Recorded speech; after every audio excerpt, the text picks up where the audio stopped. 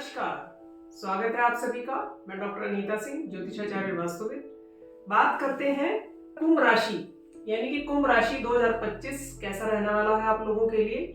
कुंभ राशि यानी इसका जो स्वामी ग्रह होता है वो होता है शनि। शनि को माना जाता है शनै शनै, यानी धीरे धीरे करने वाला। और अगर आपकी नाम राशि है ग अक्षर से, स अक्षर से और द अक्षर से, तो भी आपकी कुंभ राशि बनेगी।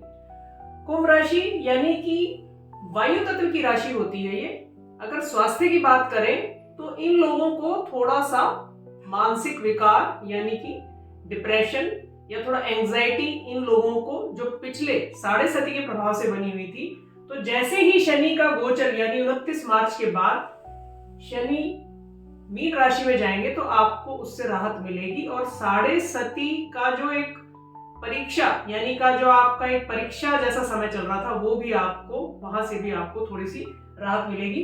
स्वास्थ्य की बात करें तो यहाँ आपको अपने यानी कि डाइजेशन का थोड़ा सा ध्यान रखना चाहिए।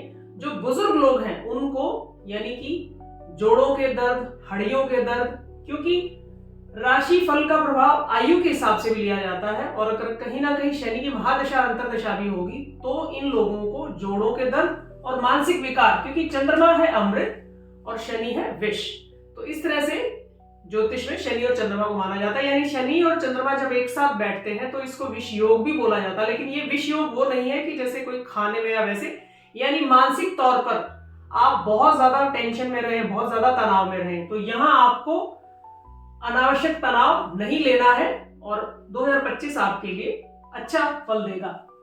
धन की बात करें तो यहाँ गोचर के राहु जो आपके पिछले 4-5 साल से अचानक धन का खर्चा आपके यहाँ आ जाना, अचानक बीमारी का आ जाना, अचानक धन का बड़ा व्यय हो जाना, तो वो भी आपको राहु के गोचर से और इस साल उसमें भी आपको पूरी राहत मिलेगी।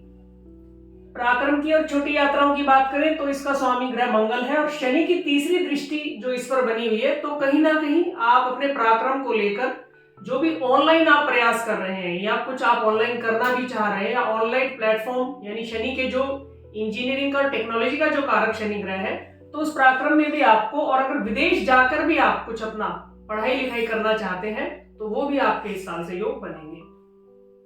सुख संपत्ति की बात करें तो ज्योतिष में माना जाता है गुरु ग्रह यानी गुरु ज्ञान का देवता, अध्यात्म का देवता, प्रकाश का देवता, तो कहीं ना कहीं आप अपने यानी कि और प्रॉपर्टी का भी इन्वेस्टमेंट इस बार कर सकते हैं, या आप अगर सरकारी विभाग में हैं तो आपको सरकारी घर भी रहने के लिए मिल सकता है।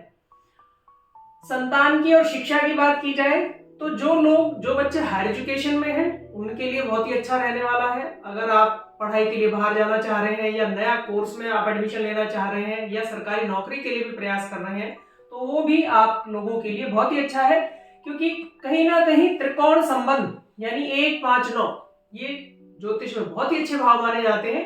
यानी कि अगर इन भावों में कोई ग्रह आकर बैठता है तो वो नैसर्गिक रूप से आपको अच्छे फल देता है और वो बली हो जाता है। तो गुरु का गोचर आपकी जन्म कुंडली में 14 मई के बाद आपको यहाँ पर हायर एजुकेशन में, आपके पॉलिटिक्स के फील्ड में, या आपकी प्रमोशन होने वाली है, ट्रांसफर होने वाली है, तो वो भी आपके लिए बहुत ही अच्छा रहने वाला है। ऋण और रोग की बात करें तो अब आपको, क्योंकि शनि राहु का आपस में यानी कि स्थान परिवर्तन, आपको किसी को भी कर्ज देना नहीं है और आपको कर्जा नया लेना भी नहीं है, और पुराने कर्ज जो आपके ऊपर चल रहे हैं वो भी इस साल आपके खत्म होने की पूरी संभावना है। रोग में यानी कि छाती के रोग, कोल्ड कफ कंजेशन से भी आपको यानी कि सर्दी के मौसम में खास ध्यान रखने की जरूरत है। पार्टनर की बात करें तो शादी के जिन लोगों के प्रयास चल रहे हैं उनके लिए बहुत ही अच्छा है।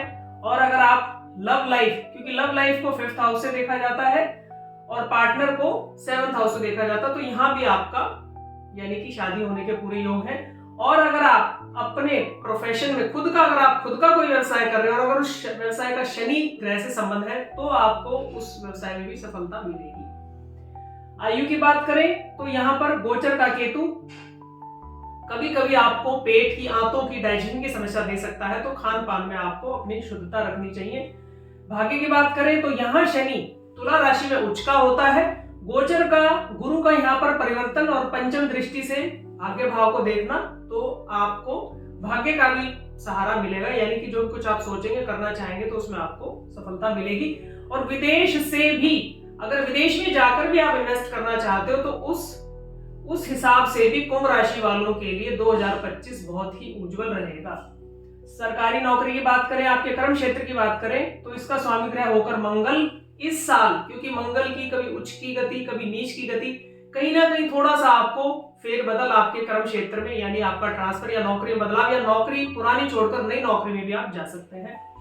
लाभ की बात करें तो लाभ इस वर्ष आपका अच्छा रहने वाला है। स्टॉक मार्केट से, शेयर मार्केट से आप कर सकते हैं, क्योंकि गुरु अपने ही घर को दृष्टि से गोचर करेंगे। और खर्चे का आपका मिला जुला बना रहेगा। कहीं ना कहीं व्हीकल के खरीद कर उसका इन्वेस्ट भी कर सकते हैं, ये भी आपका खर्चा हो सकता है। या छोटी मोटी समस्याओं के लिए आप थोड़ा सा अपना स्वास्थ्य को लेकर भी आपका थोड़ा सा परिवार पर खर्चा हो सकता है। उपाय के तौर पर आपको 11 मुखी या 2 मुखी रुद्राक्ष आपको धारण करना चाहिए। भगवान शनि के, जिन लोगों की मकर और कुंभ राशि होती है, उनको भगवान शनि के किसी भी मंत्र का जाप जरूर करना चाहिए। शनिवार के दिन गरीबों को, कुत्तों को खाना, चींटियों को आटा, ये जरूर देना चाहिए।